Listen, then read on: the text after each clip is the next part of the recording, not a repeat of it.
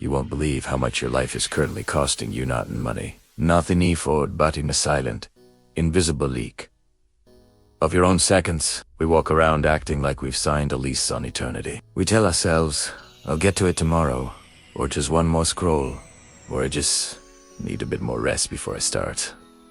And while you're busy negotiating with your laziness, the clock is performing a silent heist. Time doesn't make a noise when it walks out on you. It doesn't slam the door. It doesn't send a warning text. And it certainly doesn't beg for your attention. It simply moves, indifferent to whether you're ready to move with it or not. In this world of endless notifications and cheap comfort, we've become experts at protecting our phones with cases and our money with passwords. Yet we leave our most precious asset, our time, completely unguarded. But here is the cold, hard truth. What you do with your hours today is the only thing writing the script for who you become tomorrow. This isn't just a story for your entertainment. Consider this a high-voltage wake-up call. This is the story of Steve, a lad who nearly watched his entire destiny evaporate because he fell for the deadliest lie of all, the idea that time would always wait for him.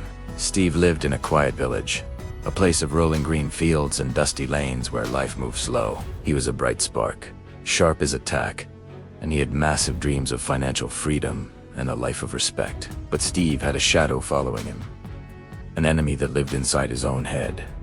Pure, unadulterated laziness. Every single morning, his alarm would scream at him to wake up and claim the day. And every single morning, Steve would engage in a losing battle with the snooze button. 5 more minutes, he'd mutter, wrapped in the kindness trap of his duvet. But those 5 minutes were a gateway drug.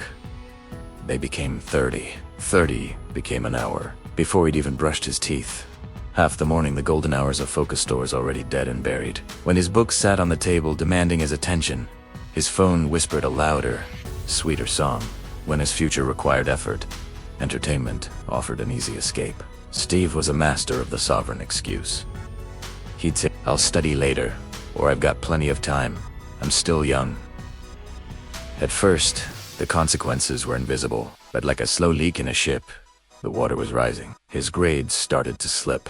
That sharp confidence he once had began to dull. He watched his mates moving forward, learning skills and making plans, while he stayed anchored in the same spot, drifting further behind.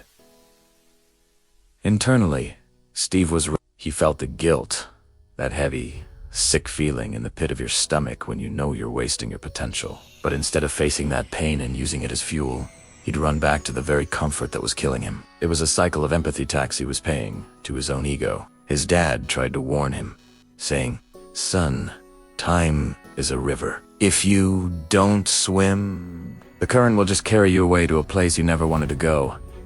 His mom told him that belief without action is just a daydream. Steve would nod, play the part of the respectful son, and then go right back to his distractions. He didn't realize that youth is a permanence, that it's a limited time offer that expires quietly in the middle of the night.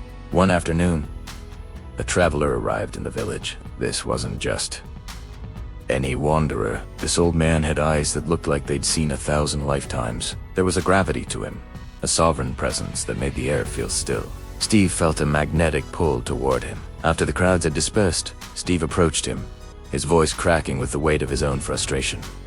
Sir, I'm stuck. I'm watching the world move on without me. I want to change, but I can't stop delaying. The old man didn't give him a life hack or a productivity app. He looked at Steve and said, your problem isn't your brain, son. It's your lack of respect. You don't respect time, so time doesn't respect you. Then he sat Steve down and told him about a king who once offered a destitute friend a single chance to change his life forever. The king opened the royal treasury and told the man, you have until sunset. Take as much gold as you can carry, and it's yours. The man was ecstatic. He ran home to tell his wife, but instead of grabbing a sack and running back, he thought, I've got hours. Let me have a proper meal first. He ate until he was stuffed, then felt that familiar midday slump. I'll just rest for 10 minutes, he told himself. Those 10 minutes became a deep, heavy sleep. When it woke up, the sun was already dipping toward the horizon. He panicked, rushed out, but the heat made him sluggish. He sat under a tree just for a second to catch his breath, and sleep claimed him again. When his eyes finally snapped open, the sky was a bruised orange. He ran to the palace gates, screaming, but the iron bars were shut. The opportunity of a lifetime hadn't been stolen by a thief. It had been murdered by later. Steve sat there in the silence of the village square, feeling a cold shiver run down his spine. He realized he wasn't just watching a story. He was looking in a mirror. Every dream Ed pushed to tomorrow was a bar being added to his own cage. "I don't want to be that man," Steve whispered, the tears finally breaking through. And the old man leaned in close and said, "Then stop negotiating. Change today, because tomorrow is where dreams go to die." That was the vibe shift for Steve. He stopped waiting for the perfect moment and started embracing the messy one. He started waking up when it hurt. He started tackling the hardest tasks first, cutting off the price of access to his distractions. He realized that discipline isn't a punishment. It's the ultimate form of self-respect. It wasn't easy. There were days he failed, days the old laziness tried to claw its way back in, but he stopped lying to himself. He realized you can lie to your boss, your parents, and your friends, but you can never, ever lie to time. It keeps a perfect tally of your effort. Now, have a look at your own life. How many gold coins have you left on the floor today because you thought the gates would stay open forever? We talk about hidden potential, but potential is just a fancy word for what you haven't done yet. It's a bare imperfection if it never touches the soil of action. The price of access to the life you want is paid in the currency of now. If this story hits you like a punch to the gut, it's because your soul is tired of waiting for you to show up. Stop being the ambitious but lazy dreamer and start being the sovereign doer. Success doesn't belong to the smartest person in the room. It belongs to the one who is still standing when everyone else has gone back to sleep. If you're ready to stop the leak and start the harvest, do yourself a massive favor. Hit that like button and share this with the person you know is currently sleeping on their own life. Subscribe to join us in this silent revolution of discipline. Leave a comment with the word present if you're reclaiming your time today. Have you ever felt trapped? Not by walls or chains, but by your own habits. That was Steve's life. He lived for the moment, chasing fleeting pleasures, late night parties, endless scrolling, and hitting the snooze button like it was his job. His days were a blur of procrastination, and his dreams were just that. Dreams, collecting dust in the back of his mind. He told himself he was happy, that he was living life to the fullest. But deep down, a quiet emptiness echoed. He saw others moving forward, building careers, families, and legacies, while he was stuck on a treadmill of mediocrity, running in place. One afternoon, feeling particularly lost, Steve wandered into an old, quiet park. He sat on a bench, watching the world go by, when an old man sat down beside him. The man had a kind, weathered face and eyes that seemed to hold a lifetime of stories. He didn't say much at first, just watched Steve with a gentle smile. Finally, he spoke, his voice calm and steady. "A ship is safe in harbor," he said. "But that is not what ships are built for." The words, simple yet profound, hit Steve like a lightning bolt. He had been living his whole life in the harbor, terrified of the open sea. That night, Steve couldn't sleep. The old man's words replayed in his mind. For the first time, he looked at his life with brutal honesty. He wasn't free. He was a slave to his impulses. The comfort of his laziness was a cage, and he desperately wanted out. The next morning, something shifted. Instead of hitting snooze, Steve got up. He put on his running shoes and stepped out into the cold morning air.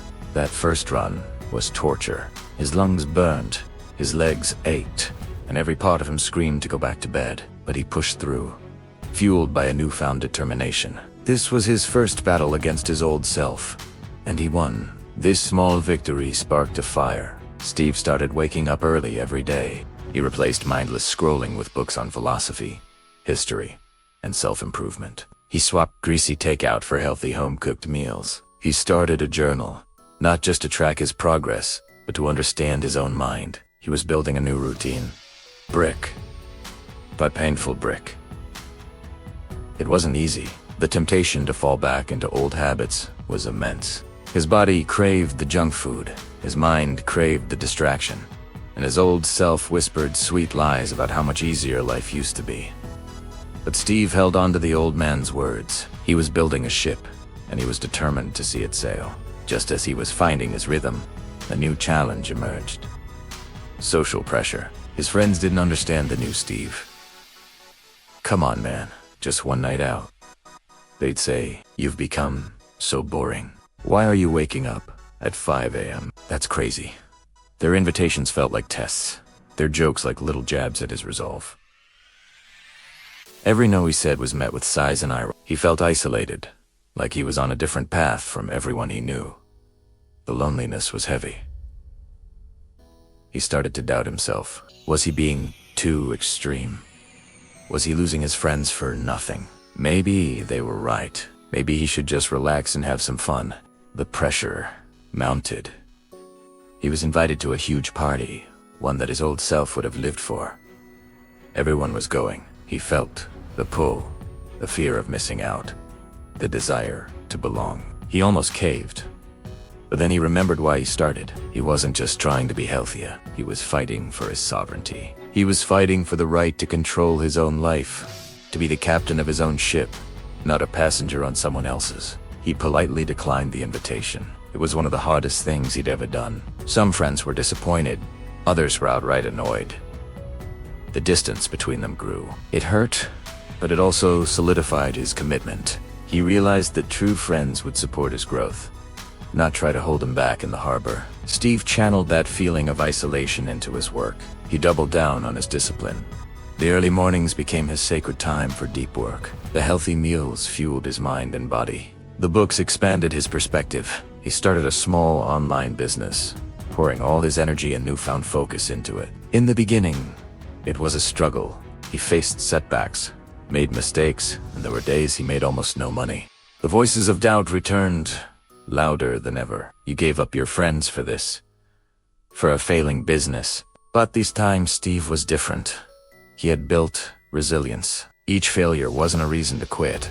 It was a lesson. He analyzed what went wrong, adapted his strategy, and kept moving forward. He was sailing in open waters now, and storms were part of the journey. Slowly but surely, things started to change. A small success here, a positive customer review there. The tiny wins started to compound. His business began to grow, first slowly, then with surprising momentum. People started noticing his work. The same focus and discipline he applied to his personal habits, he now applied to his craft. He became an expert in his niche, known for his quality and dedication. The income from his business not only sustained him, but began to surpass what he ever thought possible. He wasn't just surviving, he was thriving. Years passed. Steve was no longer the boy in the park. He was a man who had built an empire, not of money, but of self-mastery. His business was a leader in its industry, and he was a respected figure. But his greatest success wasn't the number in his bank account. It was the man he saw in the mirror. He was calm, confident, and in complete control of his destiny. He had achieved true sovereignty. One day, he found himself back in that same park. He saw a young man sitting on a bench with the same lost, aimless look he once had. Steve smiled, sat down beside him, and prepared to share some hard-earned wisdom. The lesson from Steve's journey is powerful. True freedom isn't about doing whatever you want, whenever you want. That's a form of slavery to your own impulses. True freedom, true sovereignty, is built through discipline. It's the ability to choose your actions deliberately, to command your own mind and body, and to steer your life in the direction of your highest goals, no matter the storm. It's about building a ship strong enough to leave the harbor and navigate the vast ocean of your potential. So, are you content staying in the harbor? Or are you ready to build your ship and set sail? The choice is yours. Thank you for watching. If this story resonated with you, please like, share, and subscribe for more content to help you on your own journey. We'll see you in the next one.